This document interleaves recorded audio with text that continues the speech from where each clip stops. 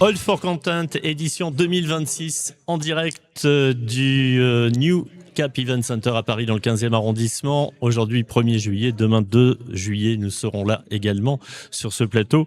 Gilles Bendels, bonjour. Bonjour Alain. Vous êtes le CEO de la société Mention Lab.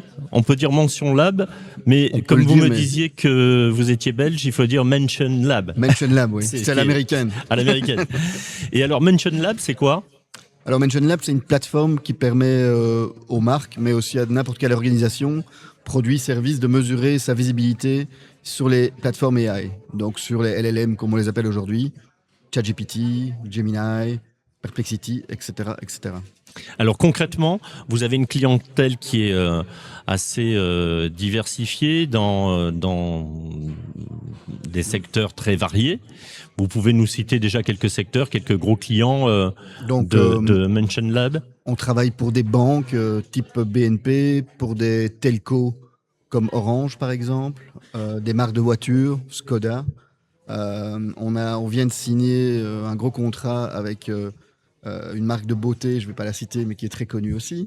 Donc voilà, on a vraiment beaucoup de secteurs qui sont représentés, soit des grands annonceurs, soit plutôt les plus petites marques, et même des marques B2B par exemple. Alors, est-ce qu'on peut vulgariser et essayer de donner des exemples concrets de ce que vous apportez à un client ? Mais donc, prenons par exemple une marque B2B, prenons Deloitte, donc les consultants. Mais donc on a fait une étude pour eux où on a posé en fait à notre outil, via notre outil 1500 questions, comme si les clients de Deloitte ou les gens qui cherchaient un service de consultance poseraient aux IA par rapport à toutes leurs industries, à tous leurs types de services, etc. Et donc on peut leur donner un reporting très précis par rapport à leur visibilité, pas seulement de manière générale, mais de manière très précise par rapport à leur type d'industrie, leur type de clients, leur type de services qu'ils offrent. Et pour chacune de ce qu'on appelle des tags ou des catégories spécifiques, on peut aller voir finalement où est-ce qu'ils se situent par rapport à leurs concurrents, mais surtout quel contenu leur permet aux IA de répondre aux questions. De les référencer et de répondre aux questions. Exactement. Et c'est là que les choses deviennent intéressantes, puisque ce qu'on veut faire après, c'est pas seulement visualiser où ils en sont, mais c'est de se demander comment est-ce qu'on va améliorer la visibilité des marques, la présence des marques, ou à nouveau des organisations. Alors ensuite, vous leur suggérez des conseils. J'imagine que vous avez ce rôle de conseiller auprès de vos clients. Au niveau de la plateforme, on a des outils qui permettent et qui vont permettre de plus en plus d'aller vers un conseil, on va dire, automatisé, avec des gaps de contenu, des choses comme ça. On va bientôt avoir une IA interne dans le contenu. On va pouvoir dire, ça s'appelle le Ask Anything, comme sur ChatGPT, où on va pouvoir demander n'importe quoi à la donnée qu'on aura captée. Donc ça c'est une chose. L'autre chose c'est qu'on a également une agence dans le groupe qui s'appelle Mentionbox et qui est là vraiment alors agence de service SEO. C'était son origine de départ et maintenant JEO, comme on l'appelle, c'est Generative AI Optimization. Alors concrètement, ça veut dire que moi je suis utilisateur de ChatGPT ou de Gemini. Je vais poser une question X à deux plateformes, en tout cas à deux plateformes IA.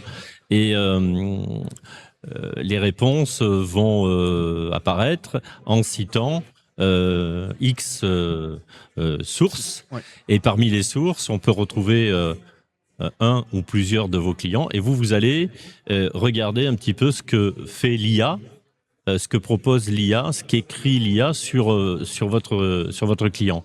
C'est un peu l'idée. C'est tout à fait l'idée. Donc au départ, on va mesurer ce qui est assez simple à faire, enfin simple.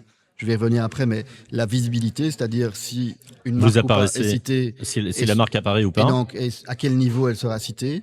Mais on va y revenir parce qu'il y a plein de spécificités là-dessus. Après, l'idée aussi, c'est comme on l'a dit, c'est de regarder finalement les sources qui alimentent cette réponse de l'IA et pouvoir l'optimiser. Alors, ce qu'il faut savoir aussi, c'est qui est très important, c'est qu'une IA ne répond pas... C'est un modèle prédictif, donc elle ne répond pas de la même façon à chaque fois à la même question que vous posez. Donc il est très important de poser assez de questions pour avoir le champ sémantique global et aussi de la répéter très souvent. La même question peut être posée plusieurs fois à la même IA. Oui, c'est ce qu'on fait. On pose les questions au moins entre 5 et 10 fois à la même IA pour être sûr de couvrir l'ensemble des réponses qu'une IA peut inventer ou peut donner sur... La question est vraiment posée dans les mêmes termes. et on la répète 10 fois, par exemple. D'accord. Et on fait dans nos études, pour les clients classiques, entre 500 et 1000 questions. Et les questions, vous les sélectionnez comment? Alors les questions, soit on a des modèles IA qui nous permettent, sur un thème spécifique, de Donc faire vous des utilisez l'IA pour essayer Voilà. de piéger l'IA. Exactement, c'est la première chose. Mais souvent, en fait, on enrichit ça, donc on enrichit les modèles IA avec des données externes. Quelles sont les données externes qu'on peut avoir? D'abord, il y a certaines statistiques sur ce que les gens, enfin, ça commence à arriver, ce que les gens demandent aux IA, mais c'est très incomplet. On a aussi des panels, on a un partenariat avec Ipsos qui nous permet d'accéder à des panels consommateurs et de savoir, selon des études, ce que les gens cherchent sur les IA aujourd'hui. Et puis alors, on a souvent aussi, avec les marques avec lesquelles on travaille, accès à leur Google Search Console pour savoir vraiment les termes qui sont utilisés dans le cadre de leur service ou de leurs produits. Et donc, on enrichit en fait pour créer les bonnes questions et surtout les bonnes catégories. Parce que si vous avez 1000 questions, l'idée c'est de les catégoriser avec X catégories qui correspondent aux produits et aux services pour pouvoir aller après rechercher les résultats spécifiques et très très spécifiques dans l'analyse. Voilà, et ensuite essayer d'accompagner le client pour que Tout à fait. il soit référencé autrement et de façon peut-être plus pertinente. On a plusieurs cases où, en effet, on mesure, on voit ce qui va ou ce qui ne va pas, on produit du contenu spécifique, et puis on remesure et on voit que ça a un impact directement sur la visibilité de la marque. Sur les sites. Vous disiez tout à l'heure les questions que posent les consommateurs. Alors, d'une façon générale, alors on va pas évidemment rentrer dans le détail, mais quels sont les grands thèmes, les grandes questions que les consommateurs, un consommateur moyen peut poser à ChatGPT ou à Gemini? Je vous donne un peu un scoop. Là, on va terminer une étude là, en Belgique sur justement ce que les gens demandent aux IA. Mais on sait très bien qu'aujourd'hui, la plupart des gens utilisent l'IA comme première source de recherche dans leur vie quotidienne. Et donc, les gens aujourd'hui posent tout et n'importe quoi aux IA. Et donc, on sait très bien que pour les produits notamment où ça demande une réflexion et une longue réflexion de décision dans les secteurs comme l'énergie, le telco, l'automobile, etc., on sait très bien qu'il y a un dialogue qui se crée avec les IA et que c'est ce genre de questions-là qu'on étudie. C'est clair qu'aujourd'hui, on va moins dans j'ai soif aujourd'hui, qu'est-ce que je vais boire? Est-ce que je vais boire une marque X ou une marque Y? Je crois que ça, c'est moins le genre de choses qu'on voit aujourd'hui dans les questions posées. Oui, parmi les questions posées, on peut dire, voilà, je veux changer de voiture. Tout à fait. Donc j'ai un budget de 20 000 euros. Qu'est-ce Exactement. que tu me proposes? Électrique, pas électrique, etc. Et donc là-dessus, on a aussi, nous, créé ce qu'on appelle des baromètres.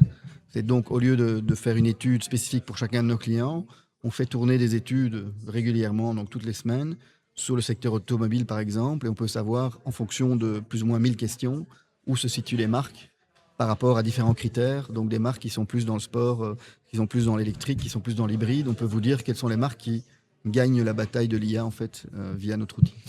Mais en fait, depuis ce matin, on parle de l'IA. Le sentiment que j'ai là, c'est que l'IA, on est en train d'essayer de la détourner, de l'accompagner pour faire en sorte qu'elle finisse par dire ce qu'on a envie de répondre ce que vous avez envie qu'elle réponde. Exactement. Et donc là, c'est clair qu'aujourd'hui, il y a ça encore... manque un peu d'objectivité, tout ça, au bout du compte. Bon, après, on reste éthique dans ce qu'on fait, naturellement. Mais l'IA adore, en effet, des comparateurs, adore tout ce qui est comparaison entre les marques, entre les produits et les services. Et donc, c'est là-dessus, naturellement, qu'on essaye de travailler. Ce qu'il faut savoir, c'est que dans les sources, si on prend une statistique, 10% des sources sont des sites web des marques ou des organisations, et 90% sont des sources externes. Alors qu'on appelle sources externes, on a quand même les médias qui ont une bonne part de gâteau et qui sont quand même des choses objectives. Et donc nous, on essaie de pousser aussi les médias de publier, de participer à ce jeu et d'essayer d'orienter les IA vers la vérité, parce qu'en effet, on peut... Voilà, il faut éviter les fake news. Exactement, donc là, notamment. il faut faire très attention. Et pour les marques, c'est vrai qu'on peut jouer un peu avec du Reddit, avec du YouTube, avec des comparateurs qu'on peut créer nous-mêmes, et voilà, après... Plus on est présent partout, plus on a de chances d'être identifié, reconnu, et ensuite, évidemment, il y a un report qui se fait de façon automatique quasiment sur l'IA. Et ce qu'on a vu, par exemple, dernièrement, juste encore une petite chose, ces 6 derniers mois, YouTube est devenu une source principale de l'IA, mais principalement les IA Google. Ils surindex en fait YouTube comme source. Donc c'est passé de quelques pourcents à plus d'un tiers des sources, c'est YouTube maintenant. Et ce qu'on voit, c'est pas les vidéos des gros influenceurs, les chaînes qui ont le plus de succès, c'est vraiment les vidéos qui répondent en fait aux questions que les consommateurs vont poser dans l'IA qui ressource comme source importante.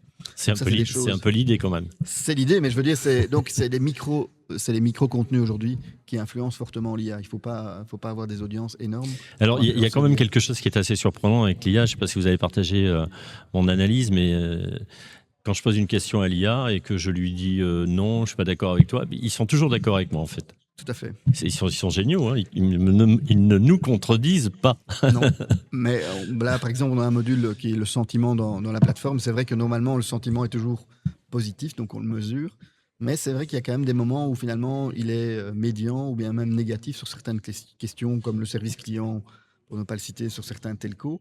Et donc, on voit que là, que l'IA reporte quand même des choses qui peuvent être négatives. Oui, mais il faut quand même il faut aller au-delà. C'est-à-dire, il faut vraiment le nourrir, lui poser la question. Vous parlez des telcos, on pourrait très bien dire, oui, mais moi j'ai entendu dire que telle marque, c'est moyen, les retours des clients sont vraiment mitigés. Qu'est-ce que t'en penses? On en dit beaucoup de mal. Il me contredira pas à la fin. Il va me dire oui, c'est pas faux ce que tu dis. Tu as pas complètement tort, mais c'est vrai, il faut tenir en compte aussi de.